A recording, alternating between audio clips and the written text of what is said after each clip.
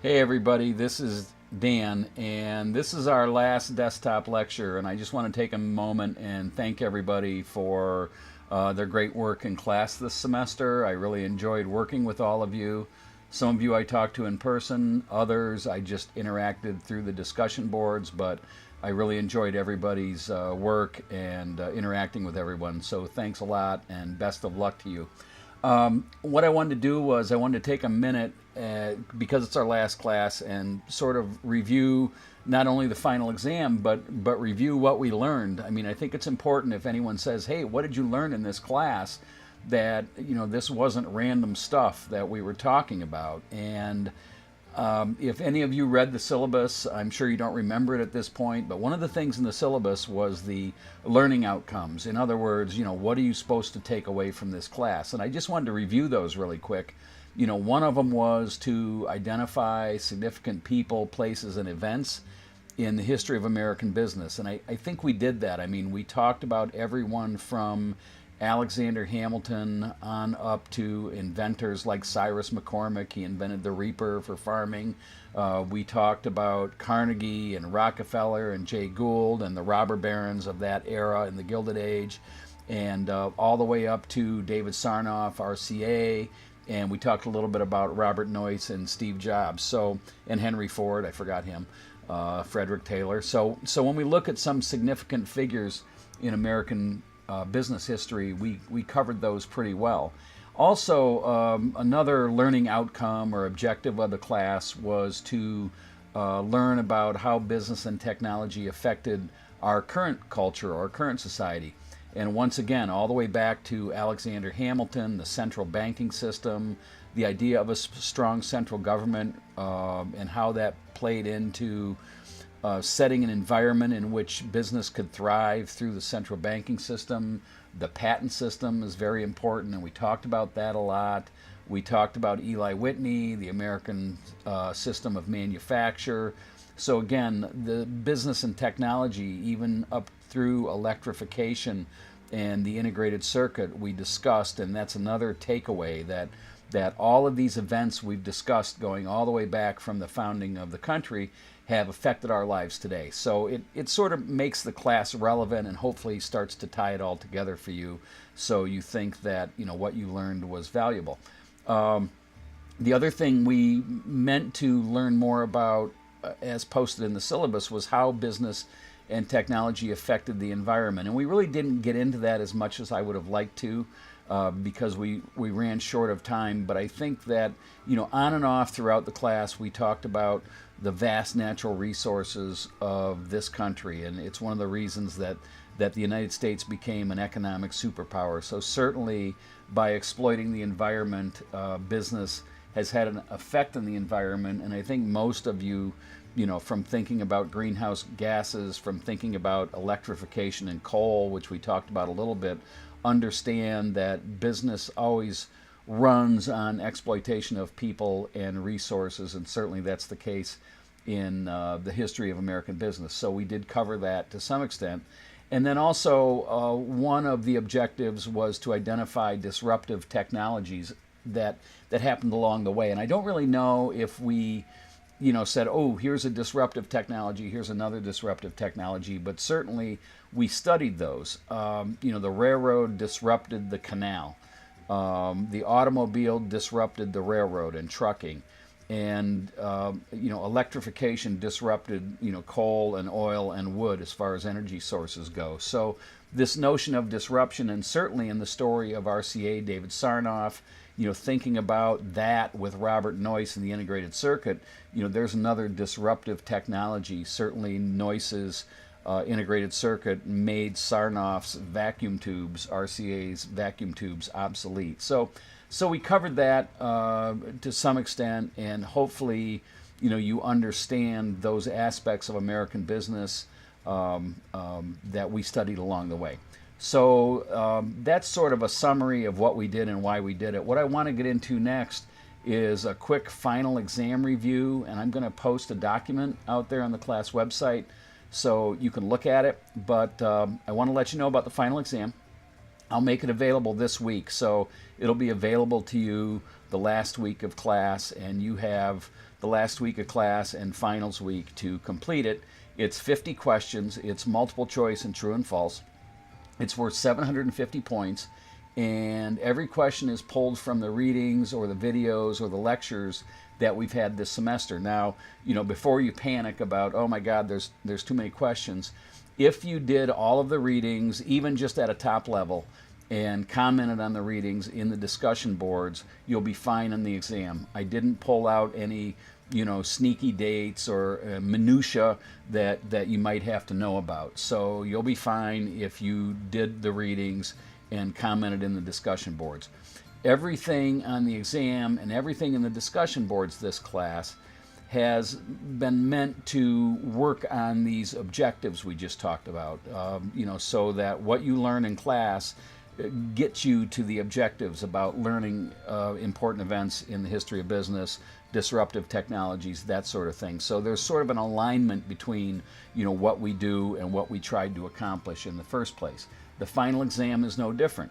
So let me just kind of run through some of the final exam things you need to know, and I will also post this on the class website so you'll have an opportunity to review it. But again, I think for most of you this will be pretty easy because everyone's done really well in the class. Everyone's kept up with the readings, and it's one of the better classes that I've ever had. So I think that knowing that, the final's going to come pretty easy for all of you.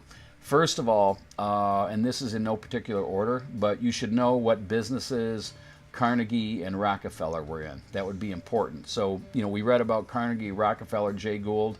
Know what businesses Carnegie and Rockefeller were in. Also, you should know what Alexander Hamilton is known for in the context of sort of our modern economy, and the hint there is central banking, so you can, do with that what you will, but you should know about Alexander Hamilton. There's a section on the class website on the left-hand side of the page called Resources, and if you click on that, there's a glossary. There's some definitions in there. We talked about capitalism a lot in the beginning of the class, so make sure you know what capitalism is and how that relates to the free market economy. Also, you should know what communism is, and you can just look at those definitions. It'll be very easy for you to figure out. I think most of you already know this stuff. You should know who Adam Smith is and what he wrote about. Certainly Adam Smith's theories are important to the way our economy and our business environment runs. So know Adam Smith. It's a very easy question about him, but just know what he wrote about and you'll have no trouble with it. Know about the American system of manufacture and what it is. And also you should know about the early innovations in agriculture. You don't really need to know about the inventions, but you need to know that these early innovations allowed agriculture to expand exponentially. So please understand and remember that as you move into the final exam. We read a story about the antebellum era, about Buy for the Slave, and it was a story about these free trade stores that were set up. I want you to know what consumer activism is and be able to relate it to a few concepts. Again, it's really simple stuff, but just know what consumer activism is. Also, know why consumerism came to be, why it rose up when it did. There's a common sense question about consumerism on the exam, so know why consumerism took hold. And we discussed that in several of the readings and discussion posts. That'll be pretty easy for most of you. You should know some things about Frederick Taylor. That was a recent reading. You should have read the RCA David Sarnoff piece, and if you read that, you'll be fine, but there is a question about Sarnoff and RCA in there. Again, it's not a specific question that you have to reread stuff for. If you post it on the discussion post, you'll be fine. It's a top-level question about RCA. Hopefully you watched the Steve Jobs video. I think most of you did. There's a couple of questions about Steve Jobs on the exam, so you'll need to know about that. Also, you need to know something about Procter & Gamble. Going way back to the first half of the class, we read about Procter & Gamble and the fact that they were one of the first companies to have a R&D, or research and development lab. So you should know about that. Again, just know that they had one, and anything specific you don't need to worry about.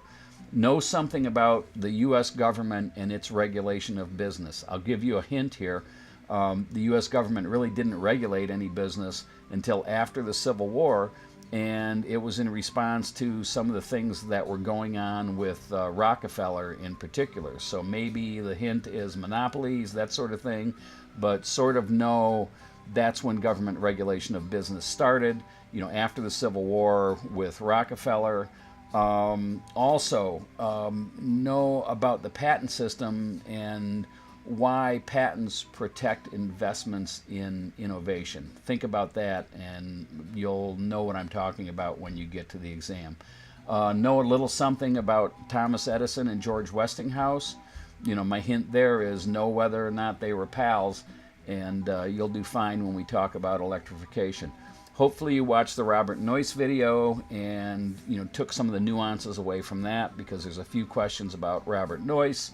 Know something about Henry Ford and his modern business, particularly the Model T and how successful that was, but why it lost its place in the market. And almost everybody talked about this on the discussion board, so that'll be a pretty easy one for everyone as well.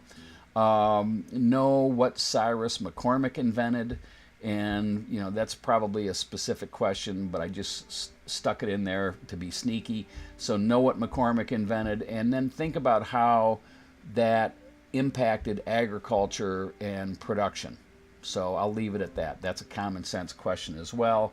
And also know what a patent is and know why the patent laws were put into place. Understand what the founding fathers were thinking when they enacted a strong patent system, what they thought that would do for the country as a whole. So that's sort of a really quick review of the final exam. Again, don't worry about this. It's got a lot of questions, but it's pretty straightforward. Obviously, it's open book and open note because you're going to be taking it online. And I don't know how much time you have to take it. I don't remember, but I'm sure it's ample time, probably a few hours. It's on a timer. Before you start the exam, if you feel like you need special accommodations or more time, let me know. It's a one-shot deal. You can only take it one time. So, make sure you're ready for it. And again, I'll open it up here next week, which is going to be the week of the 5th. And so you'll have, basically 2 weeks to take the final. If I don't get an opportunity to talk to you again, I want to wish all of you the best of luck in your future academics, and as you get out of school, in your future careers. You've all been great students, and if you ever need a letter of recommendation or any help from me, please feel free to reach out, and I'd be happy to help you out any way I can. So thanks again. Enjoy finals week. I wish you most success. Have a good day. Bye-bye.